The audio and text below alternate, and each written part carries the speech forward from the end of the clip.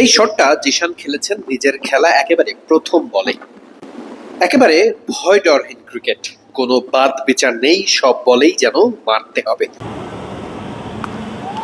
মুদ্রার ঠিক অপর পাশও আছে।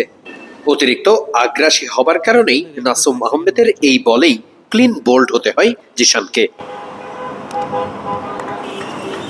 আউট হবার আগে জিশান করেছেন 18 বলে 26 রান, 3টা 4-এর সাথে ছিল একটা ছক্কাও।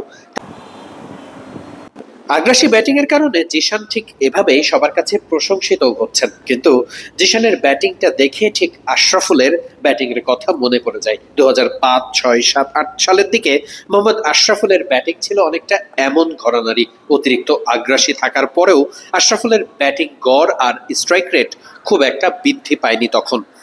18 বল খেলে জিশান যে 26 রান করেছেন, সেখানে তিনি 4 মেরেছেন 3টা, 6 মেরেছেন একটা, অর্থাৎ বাউন্ডারি থেকেই রান এসেছে 18 রান, যেখানে তিনি খরচ করেছেন মাত্র 4 বল। এর বাইরে বাকি 8 রান করতে জিশানের খরচ হয়েছে 14টি বল।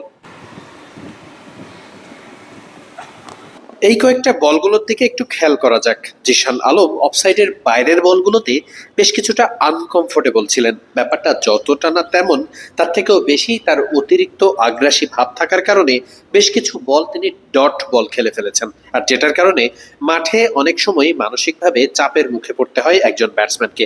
জিশানও তার ব্যতিক্রম নয়।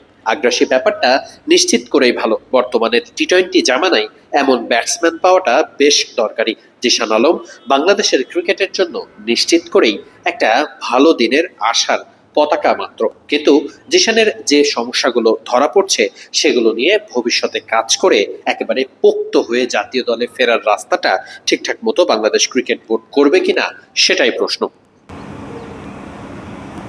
অনেক ক্রিকেটারই অল্প কয়েকদিন ভালো করেই সরাসরি জাতীয় দলে চলে আসেন, এরপর জাতীয় দলে ঠিকঠাক মতো পারফর্ম করতে না পেরে, আন্তর্জাতিক ক্রিকেটের চাপ সামলাতে না পেরে অনেকটাই হারিয়ে যান।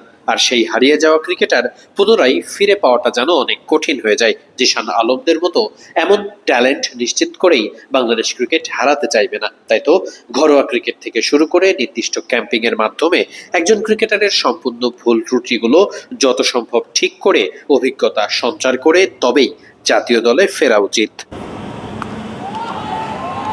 সাইফুদ্দিনকে পুল করে যে 6টা হাঁকালেন জিশান, সেটা সোজা গিয়ে পড়েছে গ্যালারিতে।